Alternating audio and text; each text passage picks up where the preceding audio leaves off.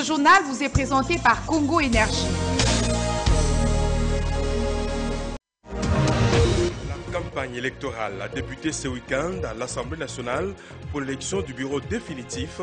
De précisions vous seront données dans cette édition. À Calais, au sud Kivu, un incendie a consumé 8 maisons et 10 motos dans la nuit du vendredi au samedi 20 avril.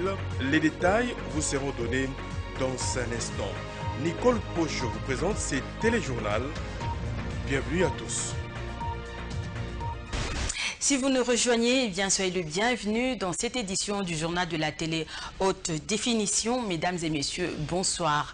La campagne électorale pour les élections des membres du bureau définitif de l'Assemblée nationale a débuté ce samedi 20 avril 2019. Les parvis du siège du Parlement congolais sont bandés des effigies et autres banderoles et calicots des candidats à différents postes. Le constat a été fait par André Mokeni-Sué. Banderoles et calicots des candidats à différents postes sont visibles ici et là au Palais du Peuple, signe que la campagne électorale a débuté pour l'élection du bureau définitif de la Chambre basse du Parlement. Au poste de président de l'Assemblée nationale, 2 candidats sont alignés, à savoir Janine Mabunda de la coalition FCC Cash et l'indépendant Henri Thomas Lokondo. Pour les postes de premier et deuxième vice-président, rapporteur, questeur et questeur adjoint, la majorité parlementaire n'a présenté qu'un seul candidat par poste. Ça sera donc un plébiscite pour ces postes, estime un parlementaire. Cependant, ce scrutin qui intervient sauf imprévu, le mardi 23 avril à 10 h, se fera sans un candidat au poste de rapporteur adjoint qui a été réservé à l'opposition parlementaire. Celle-ci l'a boycotté, protestant notamment contre la non-validation des mandats des députés récemment élus dans les circonscriptions de Beni, Butembo et Yumbi. L'opposition parlementaire avait pour ce faire, dans une déclaration lue le 17 avril dernier, exprimé son refus de participer au bureau définitif jusqu'à la fin de cette législature. Soutien au ticket FCC Cash au bureau définitif de l'Assemblée nationale. La cellule de l'UDPS au rond-point Riguinier exhorte les élus à voter mardi prochain. Janine Mabunda au poste de président et Jean-Marc Kabound, actuel président AI de l'UDPS, au poste de premier vice-président. Un mariage politique pour répondre aux desiderata du peuple soutiennent les membres de cette cellule au micro de Jean-Paul Moubiaï-Sué. C'est donc un passage obligé pour concrétiser la co-gestion de la chose publique par la coalition FCC Cash. Une démonstration mathématique de Emmanuel au cours d'un plateau spécial consacré à la cellule UDPS Riguini en dit long. Je voudrais vous préciser que ce n'est pas un mariage contre nature. Nous sommes bien sûr en politique. L'UDPS n'a pas obtenu la majorité parlementaire. Il a fallu atteindre 250 plus un député pour former la majorité parlementaire. Alors, l'UDPS n'a pas atteint cette majorité. Nous soutenons cette alliance, cette coalition FCC Cash pour former la majorité afin de diriger ensemble le pays. Mais ces militants de l'UDPS ne cachent pas leurs ambitions au sujet des élections du mardi à l'Assemblée nationale. Mami Kaseka se veut objective quant au ticket Mabunda Kabound. Le ticket Janine Mabunda, Jean-Marc Kabound, c'est un ticket gagnant. Et comme notre slogan est le peuple d'abord, pour arriver à faire ce que le peuple veut, il faut que le CASH et le FCC travaillent ensemble, d'où il y a Janine Mabunda, il y a Jean-Marc Kabound. A noter, la coalition FCC Cash aligne pour l'élection de mardi à l'Assemblée nationale Janine Mabunda, alors présidente nationale de la Ligue de femmes PPRD, et Jean-Marc Kabound à Kabound, respectivement au poste du président et premier vice-président. Les mouvements citoyens doivent continuer leur travail de sentinelle de la démocratie. C'est ce qu'a déclaré Bienvenue Matoumour, réagissant au sujet de l'avenir de ces structures républicaines. Cet activiste pro-démocratie pense que l'heure est maintenant à l'élargissement du champ d'action à amener au sein des mouvements citoyens. La poursuite de la défense des valeurs républicaines, tel doit être maintenant le leitmotiv des mouvements citoyens, estime Bienvenue Matoumou. Pour ces militants de la lucha, après l'alternance constatée au sommet de l'État, les mouvements citoyens doivent désormais orienter leur combat vers la préservation des fondamentaux de la démocratie. Les mouvements citoyens doivent continuer à faire le travail de l'éducation civique, à faire le travail de la sentinelle de la démocratie, à faire le travail de la sentinelle de la liberté d'expression. Parce que ça, ces valeurs-là, on ne peut pas espérer avoir une nation. Donc, évidemment, les gens ont semblé limiter notre combat à l'alternance parce que Kabila s'était constitué à un blocage d'un processus démocratique. Et donc, il était de notre devoir de pouvoir déverrouiller, déboulonner le système Kabila qui était affiché comme un blocage vers ce processus de démocratisation. Maintenant qu'on l'a déboulonné et n'est plus président de la République, nous devons nous reconcentrer sur les fondamentaux qui sont l'éducation civique, mais aussi le travail de la sentinelle de la démocratie. Quant à la question de savoir si la lucha se reconnaît en l'actuel nouveau président élu, Bienvenue Matoumou affirme bien que les dernières élections ont été entachées d'incrédibilité, mais actuellement ce débat n'est plus d'actualité. Dans ce pays, il y a des élections qui n'ont jamais été crédibles.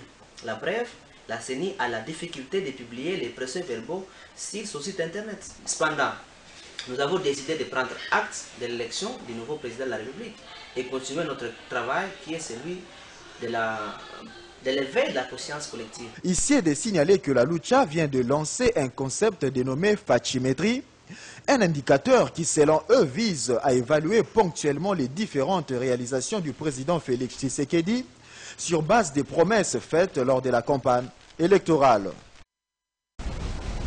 Et en bref, dans ce journal, un médecin camerounais a été tué ce vendredi 19 avril à Butembo dans une attaque des hommes armés contre une équipe de riposte contre Ebola. C'était dans l'enceinte de la clinique du Graben. L'information a été livrée par le maire de la ville de Butembo et président de la coordination locale de lutte contre la maladie à virus Ebola. À noter que le médecin tué travaillait comme expert pour le compte de l'OMS. Voilà. Pour honorer la mémoire des experts médicaux et acteurs sociaux tués, blessés ou menacés, la coordination de la société civile du territoire de Lubero de la ville de Butembo ont décrété ce lundi 22 avril 2019 une journée ville morte, une façon pour la société civile de cette partie de la RDC d'exprimer sa compassion aux membres des familles attristées par les attaques contre les équipes des ripostes dans le cadre des activités de lutte contre la maladie à virus Ebola. Un incendie a ravagé le territoire de Calais au sud Kivu dans la nuit de vendredi 19 au samedi 20 avril au village de Nyabibwe. Le bilan de ce drame a fait état de 8 maisons et 10 motos brûlées selon la société civile des Misunga Nord. Rien n'a été récupéré. Je vais tomber loup pour le commentaire. Quelques jours seulement après le drame qui s'est produit à Kalehe, au sud Kivu, la population de ces coins du pays est de nouveau victime d'un incendie. Déclaré dans la nuit de vendredi 19 au 20 avril 2019, le feu a provoqué plusieurs dégâts matériels importants. Selon le bilan de la société civile Mbinga Nord, 8 maisons et 10 motos ont été consumées par le feu, dont 5 habitations, 2 dépôts des planches et 1 dépôt des motos où s'y trouvaient 10 motos. Selon Delphin Mbirimbiri, rien n'a été récupéré. Signalons par ailleurs que la population de cette partie de la République démocratique du Congo avait connu le naufrage d'une pirogue motorisée le lundi dernier. Un drame qui a coûté la vie à plusieurs personnes, dont 13 morts dans un site minier de Kassistérite dans le village de Nyabibwe et 150 personnes portées disparues. A noter également que le président de la République, Félix-Antoine Tshisekedi Tshilombo, a décrété une journée de deuil national ce vendredi 19 avril en mémoire des victimes. Et s'agissant des victimes du naufrage d'une embarcation lundi dernier, 15 corps ont été repêchés ce samedi 20 avril 2019 des eaux du lac Kivu du côté du Rwanda. Il s'agit de 13 femmes dont une enceinte d'un homme et d'un enfant. Le maire de Goma a mobilisé la Croix-Rouge de la RDC pour amener le corps à Goma. Voilà, place à présent à la revue de presse de la semaine avec André Mokeni. Cette revue de presse vous est présentée par Happy Congo. Happy Congo, c'est construire sa maison moins chère, rapide, solide et durable avec isolation thermique et acoustique garantie. Bonsoir. Les unes des journaux de la semaine du 15 au 20 avril 2019 ont abordé plusieurs sujets. Tshisekedi à l'insécurité a constaté l'avenir du lundi. Selon les quotidiens, le président de la République, Félix-Antoine Tshisekedi, a entamé sa tournée provinciale par Lubumbashi, province du Katanga, où il a été constaté une insécurité criante et un déficit criant d'encadrement des hommes de troupes, aussi bien de la police que de l'armée. Le Conseil d'État et le Conseil supérieur de la magistrature, divisés, a rapporté Forum des As. Les confrères a expliqué que le Conseil d'État et le Conseil supérieur de la magistrature sont littéralement divisés. Les deux structures s'écharpent sur la candidature de Joseph Mokomadi, invalidée par la Cour d'appel de Lusambo pour défaut de citoyenneté congolaise, mais validée par le Conseil d'État. Situation confuse au Sankourou, a titré le Courrier de Kinshasa du mardi. Le graphique a indiqué que des mouvements de protestation pour la population ont été rapportés ce 15 avril à Lodja, au Sankourou, à la suite de la décision prise dimanche par Félix Tshisekedi depuis Goma, où il séjourne, de reporter à une date ultérieure l'élection du gouverneur dans cette province. Ce report n'a fait qu'exacerber la tension dans cette partie du pays. Police nationale congolaise, recrutement de jeunes pour une formation en Égypte, a révélé le Courrier de Kinshasa du mercredi. Le journal a noté que la police nationale congolaise a lancé le recrutement de jeunes pour une formation à l'Académie de la police de la République arabe d'Égypte. Cette formation de 2 ans est réservée aux citoyens congolais âgés de 22 ans au 1er octobre prochain, détenteurs d'un diplôme d'État. Assemblée nationale, vers un parlement monolithique, a constaté la prospérité du jeudi. La consoeur a noté que la problématique de la répartition des postes des membres du bureau définitif n'a été qu'une pomme de discorde entre la majorité et l'opposition parlementaire. Avec l'échec d'un consensus autour de cette question, l'opposition parlementaire a pris la décision de ne plus être représentée au bureau définitif de la Chambre, mais aussi de ne plus faire partie d'une quelconque commission relevant de la prise de décision. Fachi, c'est jeudi à Calais pour consoler la population, a titré Forum des As. À en croire le tabloïd, 150 personnes au moins sont portées disparues dans le naufrage d'une embarcation surchargée sur le lac Kivu. Attristé par ce drame, le chef de l'État promet d'identifier et de sanctionner les responsables de la tragédie. Fachi décrète un deuil national. Tchibala promet l'aide de l'exécutif, a écrit Forum des As du vendredi. Au sud Kivu, le chef de l'État a remis 1000 gilets et 1000 bouées de sauvetage au gouverneur, tout en annonçant une enquête et la construction de 4 ports viables. Félix Tshisekedi a en outre décrété ce vendredi 19 avril, journée de deuil national. Mabunda face à un Lokondo imperturbable, c'est enfin exclamé le journal. Le confrère a souligné que la famille politique de Joseph Kabila, le FCC, a présenté à l'opinion son candidat à la présidence du bureau définitif de l'Assemblée nationale. Il s'agit de la candidate Janine Mabunda. Peu de temps après, Henri Thomas Lokondo a bravé l'unité manifestée autour de la candidature de Mabunda en se portant à son tour candidat au perchoir de l'Assemblée nationale en portant la casquette d'indépendant.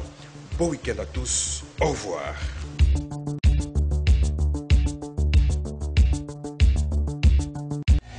Cette revue de presse vous a été présentée par Happy Congo. Happy Congo, c'est construire sa maison moins chère, rapide, solide et durable avec isolation thermique et acoustique garantie. Bien voilà, c'est la fin de cette édition du journal réalisée par Freddy Kipimo, Christian Ndangani ainsi que l'ensemble de la rédaction. Merci à vous de l'avoir suivi. Au revoir et à la prochaine.